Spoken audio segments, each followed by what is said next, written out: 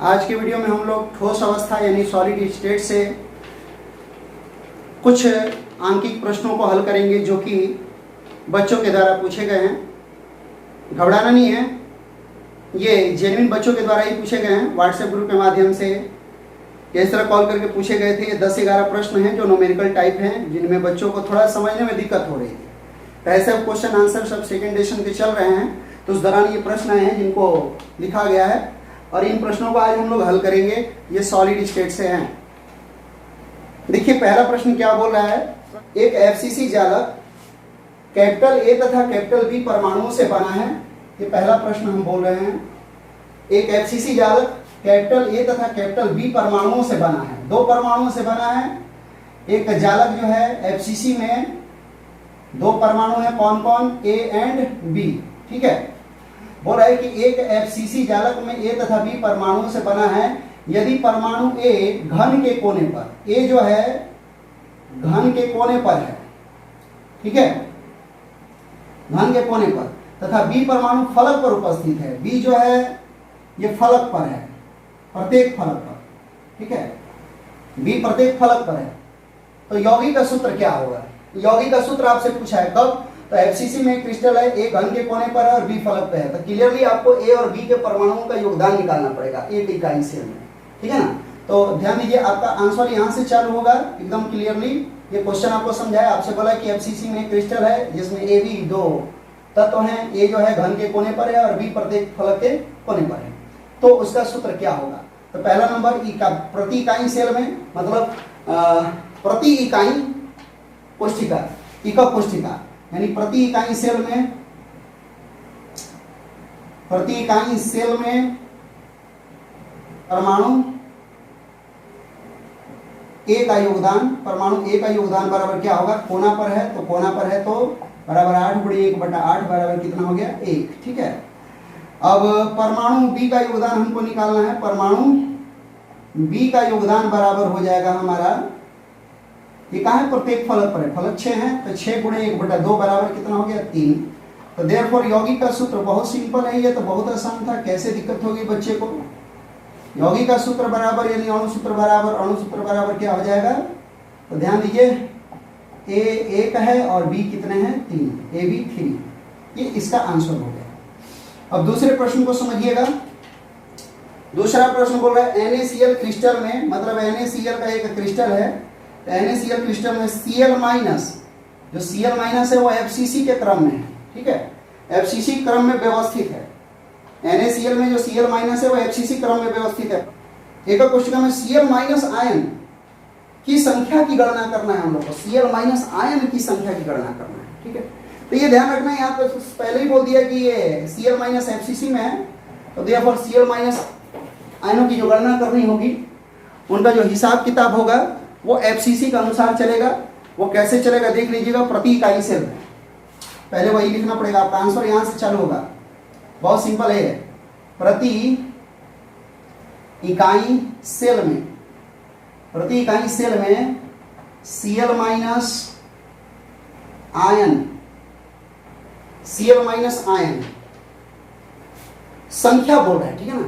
तो प्रति इकाई सेल में Cl- आयनों की संख्या बराबर, आयनों की संख्या बराबर क्या होगा, गौर कीजिए, यहीं पर बना दे रहे हैं आपको। ये एफसीसी में है तो एफसीसी में प्रत्येक कोने पर एक एक है तो योगदान होता है बराबर कोने पर 8/1/8, प्लस एफसीसी में प्रत्येक फलक के केंद्र पर होता है तो योगदान हो जाता है 6/1/2। कैलकुलेट करते हैं तो 1 + 3 बराबर हो जाएगा 4। ये आपका आंसर कंप्लीट हो गया। आपका प्रश्न नंबर 3 क्या है वो देखिएगा। प्रश्न नंबर 3 में बोल रहा है CaF2 मतलब कैल्शियम फ्लोराइड, CaF2, ठीक है। CaF2 क्रिस्टल में Ca2+ आयन एफसीसी में है, इसमें 2 आयन है तो Ca2+ बराबर किसमें है, एफसीसी में। Ca2+ आयन एफसीसी क्रम में है। तो एकक कोष्ठिका में Cl-, तो एकक कोष्ठिका में F- आयनों की संख्या ज्ञात करें। तो F- आयन की संख्या बराबर 8, ठीक है, ऐसा प्रश्न। अब सॉल्यूशन इसका चालू करेंगे हम, गौर कीजिएगा क्या बोला, CaF2 क्रिस्टल है, इसमें Ca2+ जो आयन है FCC में क्रम में व्यवस्थित है। रेखा कोष्ठिका में F- आयन की संख्या हम लोगों को क्या करनी है, ज्ञात करनी है। तो प्रति इकाई सेल में पहले Ca2+ की ज्ञात कर ले। Ca2+ का जो मिलेगा उसका दुगना किसका हो जाएगा, F- का, ठीक है, क्योंकि एक अष्टफल की और एक चतुष्फल की रिक्तियां हैं, ठीक है। तो प्रति इकाई सेल में पहले चलते हैं हम। प्रति इकाई सेल में Ca2+ आयन की संख्या, Ca2+ आयन की संख्या बराबर क्या होगा वो देखिएगा। Ca2+ आयन की संख्या बराबर हो जाएगा, तो ये FCC में है तो कोने पर वही हाल जो यहाँ पर हुआ था, 8×1/8 प्लस 6×1/2 बराबर ये 1 + 3 बराबर कितना हो जाएगा, 4। ये जितना आया है 4, तो F- उसका क्या हो जाएगा, दुगना हो जाएगा। CF2 का संरचना में भी आप लोग पढ़ चुके थे, ठीक है। तो प्रति इकाई सेल में F- आयन की संख्या 2n, ये n हो गया बराबर n। तो देयरफॉर प्रति इकाई सेल में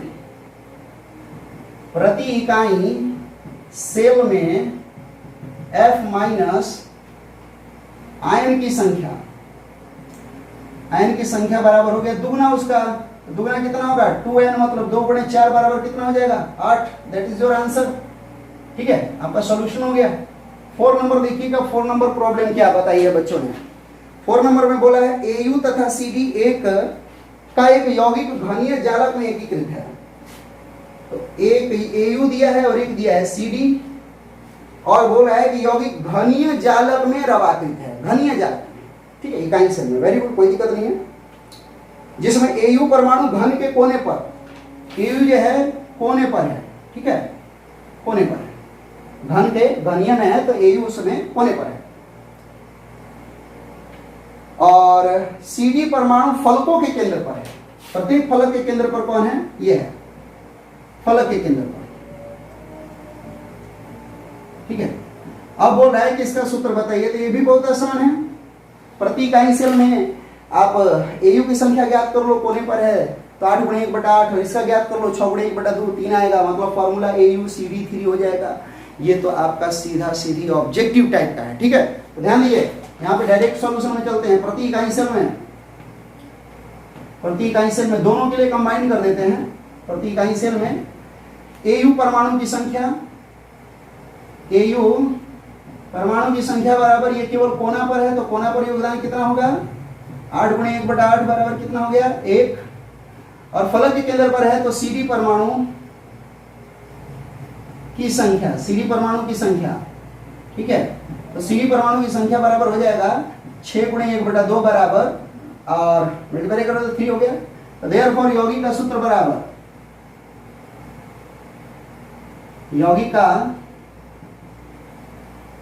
बराबर, हो जाएगा AU कितना है 1, CD कितना है 3, तो AuCD3, ये आपका एक हल हो गया चौथा। 5वें नंबर की बात करते हैं हम लोग। 5वां नंबर प्रश्न क्या बोल रहा है, 5 नंबर बोल रहा है एक ठोस जिसके घनीय एकक कोशिका में प्रत्येक कोने पर परमाणु A, प्रत्येक फलक पर के केंद्र पर B और अंतः केंद्र पर C, तो यौगिक का सूत्र, ठीक है। बोल रहा है कि एक में A, B और C 3 है। A जो है प्रत्येक कोने पर, ये कोने पर है, ठीक है। जो B है, B अंतः केंद्र पर है, सॉरी अंतः केंद्र में, C अंतः केंद्र पर, B फलक के केंद्र पर है, ये फलक के केंद्र पर है, ठीक है ना। और जो C है वो अंतः केंद्र पर है। कंप्लीट। अब बोल रहे हैं किसका सूत्र, तो सॉल्यूशन चालू कीजिए। पहले प्रति इकाई सेल में आते हैं हम लोग। प्रति इकाई सेल में क्या आता है, ध्यान दीजिएगा, ये सारे प्रश्न ऊपर या नीचे कहीं आपको फ्लैश करते हुए दिखाई देंगे। प्रति इकाई सेल में क्या आता है वो देखिए। प्रति इकाई सेल में A के परमाणु कितने होंगे, A के परमाणु बराबर हो जाएंगे आपके, कोने पर है केवल तो 8×1/8 बराबर 1। B फलक के केंद्र पर है तो B के परमाणु बराबर कितने होंगे, B के परमाणु बराबर बहुत सिंपल है, B के परमाणु बराबर 6×1/2 बराबर कितना हो जाएंगे, 3। C अंतः केंद्र पर है तो अंतः केंद्र पर योगदान पूर्ण होता है, तो C के परमाणु बराबर, पूर्ण का मतलब एक ही अंतः केंद्र होगा तो 1। तो देयरफॉर यौगिक का सूत्र बराबर क्या होगा वो देख लीजिए। यौगिक का सूत्र बराबर हो जाएगा आपका ए 1 है, ए बी 3 है, बी 3 एंड सी जो है 1 है, सी A B 3 C, A B 3 सी इसका आंसर हो जाएगा।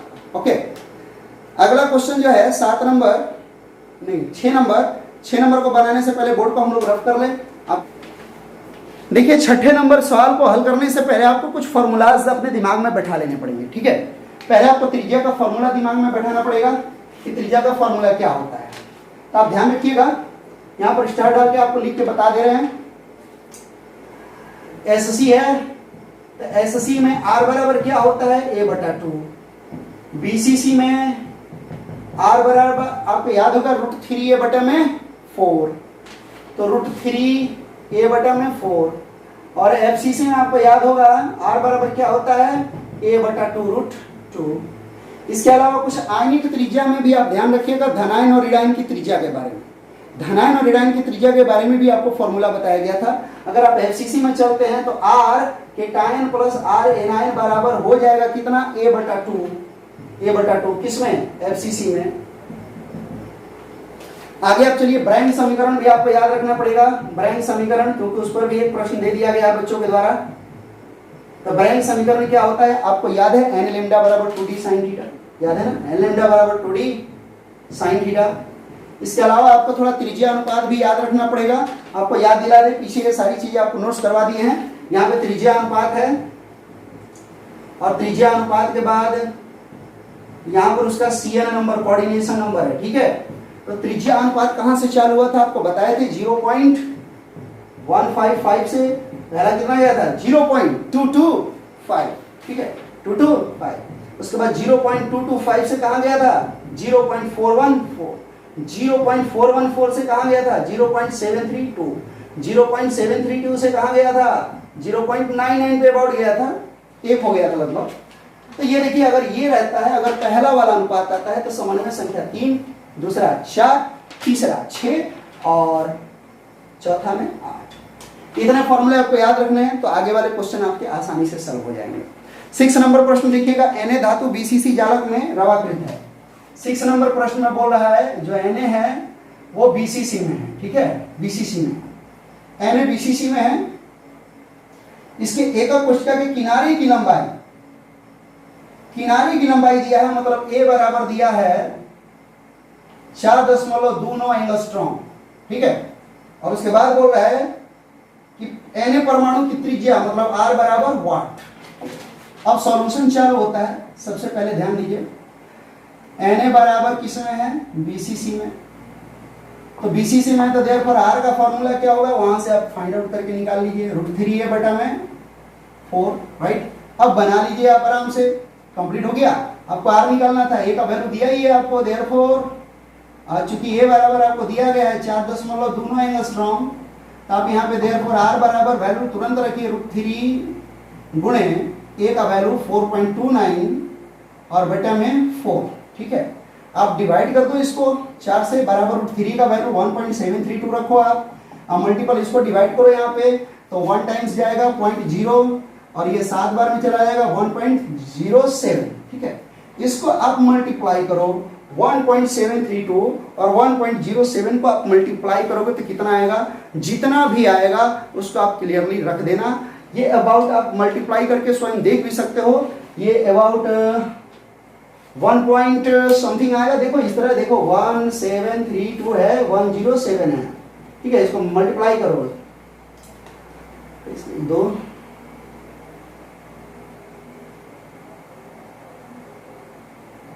7 दूनी 14 4 हाथ में 7 7 के 21 1 22 2 7 दूनी 7 7 49 7 2 51 का 1 5 7 1 7 और 5 12। 0 से मल्टीप्लाई करोगे 0 0 0 0 4 0, 1 से करोगे तो एक ही आएगा, 2 3 7 1 4 2 3 5 8 1। ठीक है, पॉइंट देख लो, 2 2 4 1 5 के बाद 1 2 3 4 5, यानी 1.8 ये आ गया 1.85324। ये आएगा एंगस्ट्रॉम में, क्योंकि यूनिट यहाँ पे एंगस्ट्रॉम है। ठीक है, ये आपका मल्टीप्लाई भी हुआ यहीं पर सामने, कोई दिक्कत नहीं है, आपकी मेहनत बच गई। 7 नंबर देखिए, 7 नंबर प्रश्न क्या है। 7 नंबर प्रश्न को देखिएगा, बोल रहा है कि Cu धातु FCC जालक में रावकृत है। जो Cu धातु है वो FCC में है, ठीक है, इतना क्लियर। Cu FCC में है और उसके बाद बोल रहा है कि इसके एकक कोशिका के किनारे की लंबाई मतलब ए बराबर भी इसमें भी दे दिया है 0.364 नैनोमीटर। तो Cu की त्रिज्या मतलब R बराबर है वाट, ठीक है। तो आप सॉल्यूशन में चलिएगा, Cu बराबर FCC में, तो R बराबर फॉर्मूला आपको मिल गया, FCC में है तो क्या मिल गया A/√2। तो देयरफॉर चूंकि आपको यहां पर दे दिया है A बराबर 0.364 नैनोमीटर, ठीक है। तो देयरफॉर R बराबर तुरंत वैल्यू रखिए आप यहाँ पे, A का वैल्यू कितना है 0.364 अब बटा में 2√2 बराबर ये 2 से डिवाइड कर दीजिए आप 0.182 अब बटा में 1.414। इतना से आपको डिवाइड कर देना है Cu के लिए, ठीक है। तो जाहिर सी बात है ये आपका दशमलव में आएगा, ये लगभग जो है 0.1284 नैनोमीटर के करीब आएगा। आप डिवाइड करके देख भी सकते हो, थोड़ा बहुत अंतर हो सकता है जैसा हम किए थे उसके अनुसार। अगला क्वेश्चन 8 नंबर है। 8 नंबर को देखिएगा, 8 नंबर क्या बोला जा रहा है, बोल रहा है एक ठोस AB की NaCl संरचना है। एक ठोस NaCl है, AB है, AB की जो संरचना है वो NaCl की तरह है। वेरी गुड, AB की संरचना NaCl की तरह है, ये खुशी की बात है। यदि धनायन A+ की त्रिज्या, अब इसमें A+ की त्रिज्या बराबर दे दिया है A+ बराबर 120 पिकोमीटर, तो ऋणायन मतलब B- की त्रिज्या बराबर पूछ रहा है वाट। एक का पिकोमीटर में दे दिया और दूसरे का क्या कर रहा है वाट पूछ रहा है, ठीक है। तो इकाई सेल AB है तो NaCl की तरह है, तो पहले ये बताइए कि इकाई सेल में AB इकाई की संख्या कितनी होगी। तो NaCl में है तो 4 होगी, FCC संरचना है, क्यों।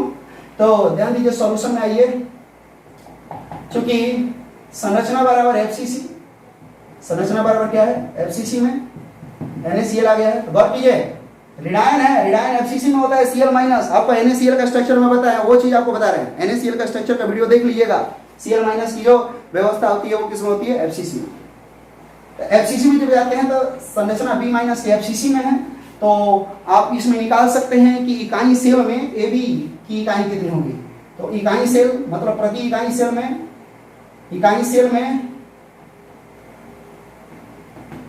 AB की इकाई सेल बराबर कितने हो जाएंगे 4। तो यहां पे आप एक शब्द लगा दीजिएगा प्रति, क्योंकि प्रति के बिना ये अधूरा लग रहा है, यहां प्रति लगा दीजिएगा। प्रति इकाई सेल में AB के इकाई सेल की संख्या बराबर कितनी है, इकाई सेल की संख्या बराबर 4, ठीक है। अब ये 4 हो गया, तो आपको धनायन और ऋणायन का अनुपात पता ही है कितना होता है, कितना होता है। यहां पे देखिए 0.414 मैक्सिमम लेना है। तो ये देखिए देयरफॉर R A+ अब बटा में R B- बराबर 0.414। देयरफॉर R B- बराबर क्या हो जाएगा, B- वहां गया तो ये नीचे आ गया, R A+ अब बटा में 0.414 बराबर R+ का वैल्यू कितना दिया गया है, ध्यान दीजिए 120 पिकोमीटर। तो 120 पिकोमीटर आपको प्रेम से क्या कर देना है, रख देना है, उसमें कोई भी लापरवाही नहीं करनी, ठीक है। तो आपको रखना है 120 बटा में 0.414 और डिवाइड कर दीजिए। डिवाइड कीजिएगा तो बहुत बड़ा मिलेगा आपको, ये देखिए दशमलव के बाद जाएगा 0 पर। तो इसका करते जाते हैं लगभग 290 आता है, यानी इसको अगर मल्टीप्लाई कीजिएगा तो 289.9 और इकाई क्या है पिकोमीटर आएगा ये लगभग, ठीक है। तो ये इतनी चीजें आएंगी इसमें। 9 नंबर में देखिए क्या बोल रहा है, 9 नंबर में बोल रहा है दो आयन A+ और B- की त्रिज्या, मतलब A+ की त्रिज्या दिया है RA+ बराबर दिया है 88 पिकोमीटर और RB- दिया है 220 पिकोमीटर, ठीक है। तो यौगिक AB के रवे में A की समन्वय संख्या, तो B में A का कोऑर्डिनेशन नंबर यानी Cn बराबर क्या है वाट, ठीक है। तो आप त्रिज्या अनुपात निकाल लो।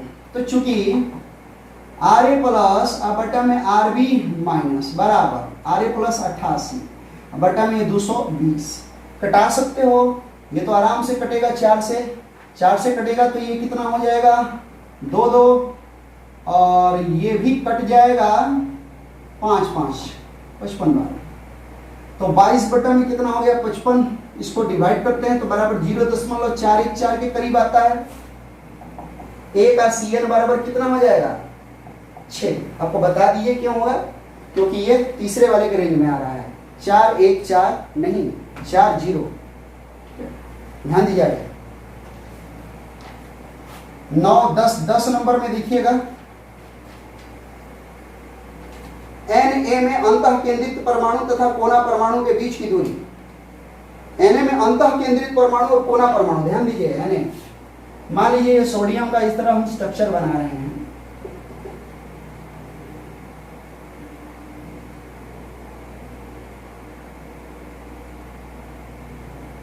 जैसे N में अंतः केंद्र पर एक परमाणु है, एक कोना पर है, ये दोनों गोला ही हैं, ठीक है। ये दूरी पूछ रहा है, ये है R और ये है 2R पूछ रहा है। जैसे सोडियम में ये 2R पूछ रहा है, बोल रहा है Na में अंतः केंद्रित परमाणु, मतलब ये अंतः केंद्रित परमाणु ये है, और कोना परमाणु मतलब ये या ये, यहां भी ले सकते हो आप, यहां भी लोगे तो वही बात आएगी कि बीच की दूरी ज्ञात करें, मतलब ये आपको ये बीच का दूरी ज्ञात करना है R मतलब D, ये 2R मिलकर क्या हो जाएगा D, ये ज्ञात करना है किसमें 10 नंबर, ठीक है। लेकिन ये ध्यान रखना है Na में अंतः केंद्रित परमाणु है तो Na अंतः केंद्रित मतलब BCC में है, तो Na बराबर किसमें BCC में, तो देयरफॉर R बराबर फॉर्मूला क्या होता है BCC में, वहां पर लिखा हुआ है R बराबर √3a बटा में कितना 4, यहां से तो देयरफॉर 2R बराबर क्या होगा, 2R बराबर हो जाएगा √3a बटा, सॉरी 2R बराबर में अगर इसके पहले 2 आ गया तो यहाँ भी 2 आएगा, 2 मल्टीप्लाई √3a बटा में कितना कर दो 4। कैसे हो पता चला, R बराबर इतना होता है, लेकिन यहाँ निकालना कितना है 2R निकालना है, तो 2R बराबर तो इतना होगा ही होगा, इसमें कोई दिक्कत की बात है ही नहीं।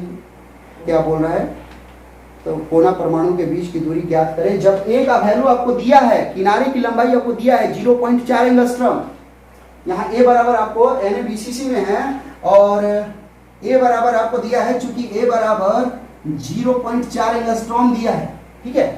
तो जब A बराबर यहाँ पे 0.4 एंगस्ट्रॉम दिया है तो वैल्यू रखिए और झटपट निकाल दीजिए। देयरफॉर 2R बराबर कितना होगा, 2R बराबर होगा 2 मल्टीपल √3 मल्टीपल 0.4 अब बटा में 4, ठीक है। ये 4 से ये 2R में कट गया, ये इधर डिवाइड होगा, ये 1.732 होगा, गुणे इसको मल्टीप्लाई कर डिवाइड करेंगे तो 0.2 आ जाएगा। अब 0.2 से यहाँ मल्टीप्लाई कर देना है, वो तो आपको आता ही है मल्टीप्लाई करना, 2 से ही मल्टीप्लाई कर दीजिए आप यहाँ पे, 2 2 4 2 3 6 2 7 14 4 1 3, तो ये 3 के बाद 3.46 4 एंगस्ट्रॉम आ जाएगा, बिकॉज यहाँ पे एंगस्ट्रॉम है। और ये 2R ही बोल रहा था, बोलता अंतः केंद्र और कोने के बीच की दूरी, तो अंतः केंद्र और कोने के बीच की दूरी 2R है, हमको 2R निकालना था, 2R निकाल दिए, यही आपका आंसर होगा। अपने दिमाग में बैठा लीजिए, कोई दिक्कत की बात नहीं है। अगला जो प्रश्न है वो हम उतारने जा रहे हैं आपके लिए, लास्ट नंबर यानी कि 11 नंबर। 11 नंबर प्रश्न क्या है वो देख लीजिए। 11 नंबर आपका इतना में ही बन जाएगा, जिसको जरूरत पड़े वो इसको नोट कर सकता है। 11 नंबर क्या बोल रहा है, बोल रहा है 2.29 एंगस्ट्रॉम की तरंग दैर्घ्य, मतलब लेमडा बराबर आपको दिया है 2.29 एंगस्ट्रॉम, ठीक है। एक्स किरण एक क्रिस्टल से 2D और 2 थीटा बराबर दिया है 27 डिग्री 28 मिनट, ठीक है। तो देयरफॉर थीटा बराबर डिवाइड कर दोगे, तो डिवाइड कर दो, यहाँ पे डायरेक्ट बराबर लिखने की क्या जरूरत है, तो ये हो जाएगा 13.26 आ जाएगा आपका 27.8 से डिवाइड कर दो, तो ये जगह 13.9 के करीब, ठीक है। तो 1.13.9 कंप्लीट डिग्री, तो 1.9 आ गया ये, ठीक है। कोण पर प्रथम क्रम से विवर्तित होता है। विवर्तित सतहों के बीच की दूरी यानी डी बराबर आपको पूछ रहा है वाट, तो सब तो दे दिया, चूंकि एन लेमडा बराबर क्या होता है 2d sin थीटा। आपका सवाल होगा कि एन का वैल्यू कहाँ है, यहाँ एक ही विवर्तन के लिए बोल रहा है, एक ही किरण के लिए, तो एन बराबर यहाँ 1 है, ठीक है। निकालना क्या आपको डी, तो देयरफॉर डी बराबर क्या होगा वो देखिए, डी बराबर हो जाएगा एन लेमडा बटा में 2 sin थीटा, एन लेमडा बटा में 2 sin थीटा, और डी ही हम लोगों को निकालना है। सबका वैल्यू आप बारी बारी से रख दीजिए, ठीक है। गौर कीजिएगा ये एंगस्ट्रॉम है, एंगस्ट्रॉम को आप मीटर में भी चेंज कर सकते हो। एन है, एन का वैल्यू 1 है, 1 मल्टीपल 2.29 ही रहने दो, लेकिन ये एंगस्ट्रॉम है, अगर बदलोगे मीटर में तो बड़े 10 के पावर माइनस 10 मीटर हो जाएगा ये एंगस्ट्रॉम है। 2 का 2 ही वैल्यू रहेगा। साइन थीटा मतलब साइन थीटा मतलब ये 13.9 डिग्री पे आ जाइए आप लगभग, बराबर ये हो गया 2.29 गुणे 10 के पावर माइनस 10 बटा में 2 और गुणे साइन 13.9 डिग्री का वैल्यू आप निकालते हो कि कितना आता है, जैसे 7.5 और 15 डिग्री का आप निकालते हो, दशमलव करके निकाल लेना आप लोग। ट्रिगोमेट्री का यूज करके लंबा हो जाएगा, हम उसमें जाएंगे तो। हमको यहाँ तक निकाले थे तो 0.2349 के करीब आया था ये, किसका साइन 13.9 डिग्री का लगभग आया था 0.2349 के करीब, ठीक है। अब इसको मल्टीप्लाई कीजिए और डिवाइड कीजिए, मल्टीप्लाई डिवाइड करने आता है आपको, नीचे वाले को नीचे वाले से मल्टीप्लाई कर दीजिए, बराबर यही पर रखते हैं 2.29 और मल्टीपल 10⁻⁻10, इसको कोई हिलाने वाला नहीं है, 2 से मल्टीप्लाई करते हैं, 8 1 8 9 6 4 और 0 डिवाइड करने पर भी ज्यादा असर नहीं पड़ेगा, इसको 0 पॉइंट है। अगर डिवाइड करते हैं तो डिवाइड कीजिएगा तो जो भी आएगा उसको डिवाइड करके लिख दीजिएगा, और लिखने के बाद गुणे 10 के पावर माइनस 10 लगा दीजिएगा, और ये क्या आ जाएगा मीटर में आएगा। और मेरे ख्याल से लगभग अगर डिवाइड करते हैं तो इसका उत्तर भी बच्चा भेजा था, इसका उत्तर है आपका 4.88, 4.88, ठीक है। तो ये बराबर 10 के पावर माइनस 10 है, तो इसको एंगस्ट्रॉम में बदलोगे 4.88 एंगस्ट्रॉम आ जाएगा। तो इतना आप नोट करके बना सकते हो, ये बच्चों के द्वारा भेजे हुए प्रश्न थे। फिर अगर आप कोई प्रश्न भेजते हो तो फिर से उन लोगों को बनाने के लिए एक साथ अगर 8-10 क्वेश्चन हो जाते हैं तो एक क्लास में उसको बना के और यूट्यूब पे डाल देंगे कि सभी बच्चों को कुछ फायदा रहे। ओके, उम्मीद करते हैं ये आपके लिए यूजफुल होगा। फिर अगली वीडियो का इंतजार कीजिए, लगे रहिए।